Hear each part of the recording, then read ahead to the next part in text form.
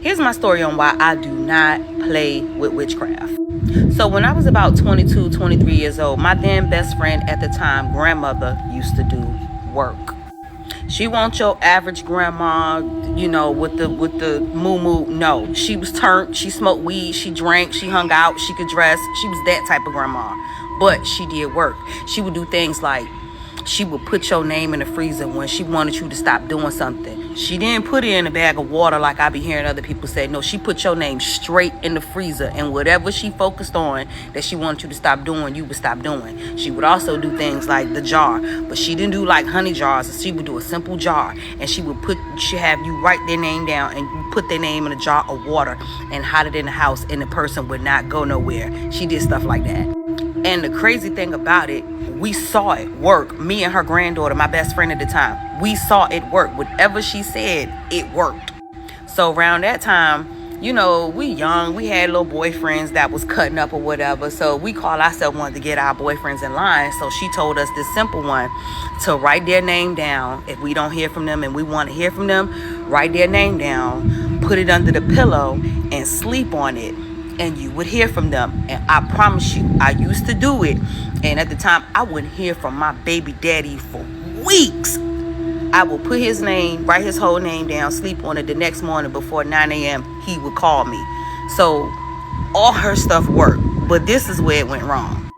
It was this one spell that she had me do because at the time, my twin's father was cutting up real bad. I was in love with him, and I wanted him to stay home and stop cheating on me. She told me to write his name down and put it in a jar and put it in some water and hide it in the house, and he wouldn't go nowhere. I'm like, how this gonna work? Because not only was my baby daddy unfaithful, just wilding, he young, we didn't even live together. But I was in love, and my baby daddy was cheating, and I wanted him to be with me. So I did what she told me to do. I wrote his name down, his whole name, put it in a jar of water, hid it in the house.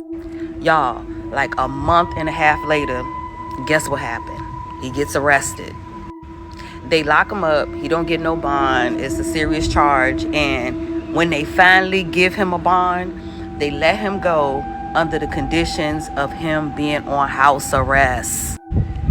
Y'all, the spell said he would never leave the house. The man was on house arrest, and he got released to my house, my address. So y'all, once he gets released to my address, we have the best relationship ever. We getting along, we in love. He's never been this nice to me. I'm so freaking happy.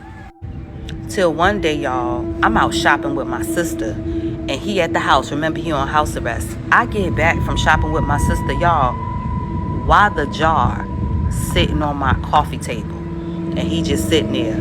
Y'all, he found the jar.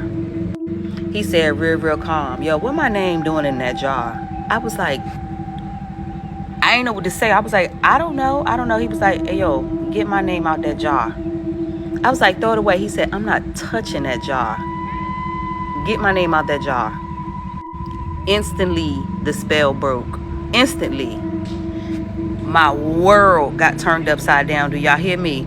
As soon as the spell broke, somehow the conditions of his bond got to the point where he could leave and go certain places, and then he eventually got off house arrest.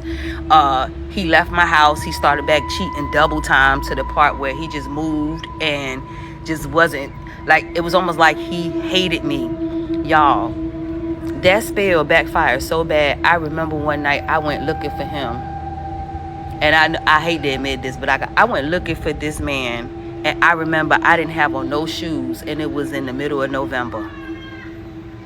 I went looking for him with no shoes on in the middle of November. I don't even know why I didn't have on no shoes. Y'all better stop playing with people's free will. To this day, me and that man don't get along. Like, it's a whole bunch of stuff that happened after that.